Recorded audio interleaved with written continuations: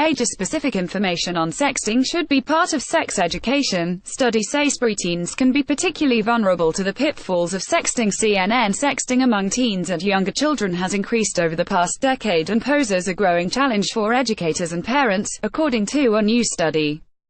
1 in 4 young people said they'd received sex, and 1 in 7 reported sending them, according to the study, which was published Monday in the journal JAMA Pediatrics. The research included data from 39 separate research projects conducted between January 1990 and June 2016, with a total of 110,380 participants, all of whom were under 18, with some as young as 11. The researchers focused on data since 2008 and found an increase in sexting among young people. The increased number of young people involved in sending or receiving sexually explicit photographs or messages has corresponded with rapidly expanding access to cell phones. With that trend in mind, the study's authors suggest that age-specific information on sexting and its potential consequences should regularly be provided as a component of sex education. The researchers found that younger people engage in sexting in large part as a way to begin exploring attraction to other people. As teens get older, we are going to see increasing numbers who sext. Just as we see with actual sexual behavior, said study co-author Jeff Temple, a professor of psychiatry at the University of Texas Medical Branch. It's not terribly surprising considering as teens age, their interest in sexuality is heightened. They are trying to figure out who they are. Kami Kosenko, a communications professor at North Carolina State University, agreed as individuals become more comfortable talking about sex and interact with more potential sexual partners, we would expect to see them engage in more sexual communication, of which sexting is a part. Kosenko was not directly involved in the study. Teens sometimes assume safety. The study predicts a similar upward trend in sexting among younger teens and preteens. Coupled with their lack of awareness of the risks involved, especially among younger children, that is a cause for concern, the researchers said. Preteens can be particularly vulnerable to the pitfalls of sexting. Relationships among tweens children 10 to 12 are often short-d, and that makes individuals more vulnerable to having sex forwarded without consent or being subject to sextortion, the use of nude images and/or videos as a form of threat or blackmail. As tweens and kid smartphone ownership gets younger and younger, we are going to see an increase in the number of teens who are sexting, Temple said. On average, children in the study were 10.3 years old when they got their first smartphones. Danger also arises from messaging apps that give the impression that videos and images shared are stored, are private, although this may not be the case. Teens can sometimes assume safety or security is embedded in these apps when it's not, said study co-author Sherry Madigan, an assistant professor in the Department of Psychology at the University of Calgary. Kids don't really have a clear understanding of cause and effect, Madigan said.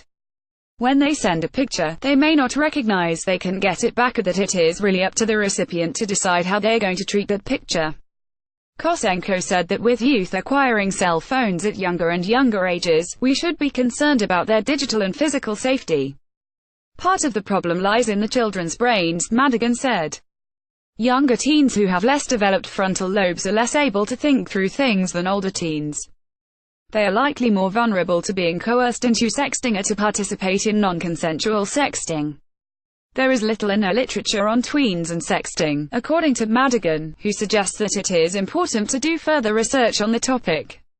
Non-consensual sexting. According to the study, 12.5% of young people, or 1 out of every 8, report that they have been forwarded a sext without consent from the sender and/or the receiver. That is why this concept of digital safety and security is so important, because we know that this is happening. We know that sexts are being forwarded without consent, so if parents are having conversations with their teens about sexting, they can talk about those potential risks, Madigan said. Non-consensual sexting can take a toll on a teen's health. If we look at things like sexual behavior with teens, if it's consensual and both teens wanted it and are okay with it, you are not going to see the negative psychological health. If it was non-consensual or coerced, that is where you see the negative mental health problems, and we see the same thing with sexting, Temple said. According to the study, further research needs to be conducted on non-consensual sexting to appropriately target and inform intervention, education, and policy efforts.